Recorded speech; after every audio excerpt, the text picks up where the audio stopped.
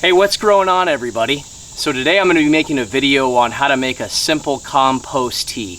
This tea is not going to be made with aerators or bubblers or anything like that. It's just simply going to require a Home Depot bucket and some water.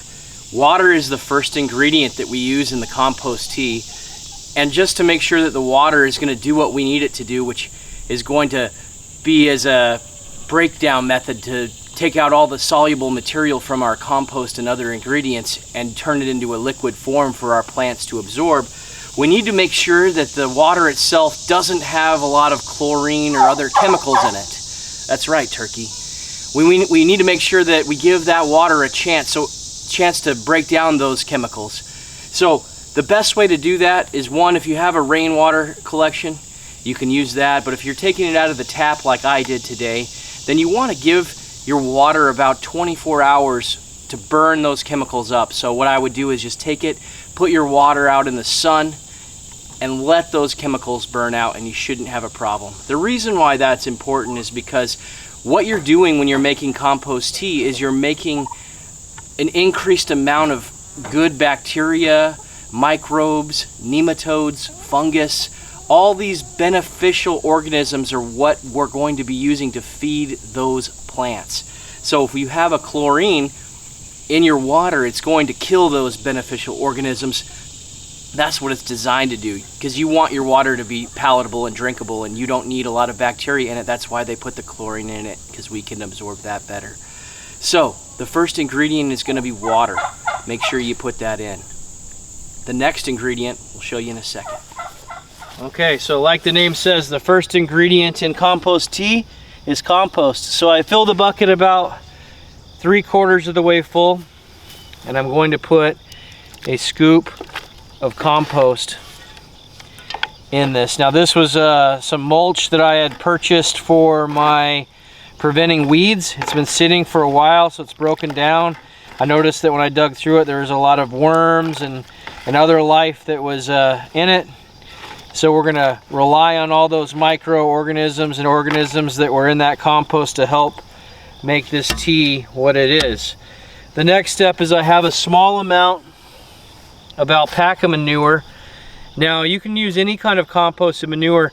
I have alpaca, so that's why I'm using it. But if you have an animal like chickens or cows or something of that nature, you're gonna wanna make sure that it's composted, because it could be a hot ingredient and that could actually hurt your plants if you put it in too quickly. Alpaca manure is one of the few cold manures, so it can be used, but this particular pile of alpaca manure has been sitting for a few months, so it has broken down quite a bit. So I'm gonna put just those two ingredients in. If you don't have, I like to add just a little something. So if you don't have alpaca manure,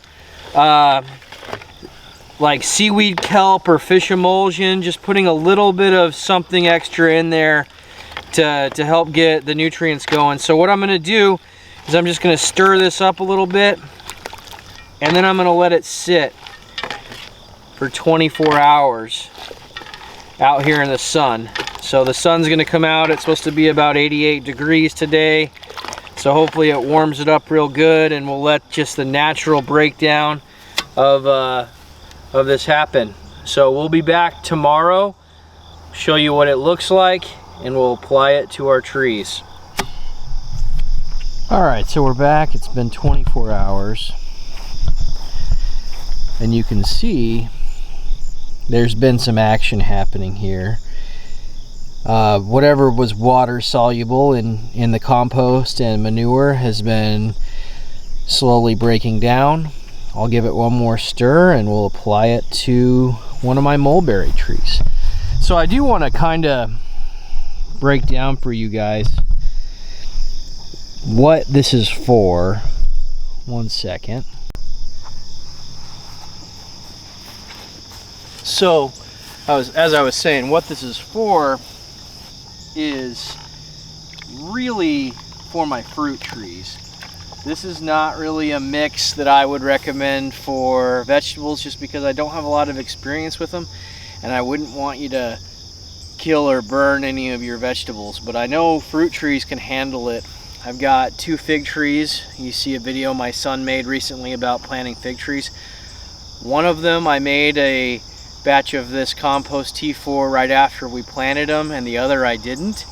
And the fig tree that got the compost tea is significantly better. Other than they are different varieties, so I didn't want to do an apples to oranges comparison of the two, but because they were similar in size, I do want to say that it probably had something to do with it. So I'm going to just give this one more mix, and then I'm going to be putting this down,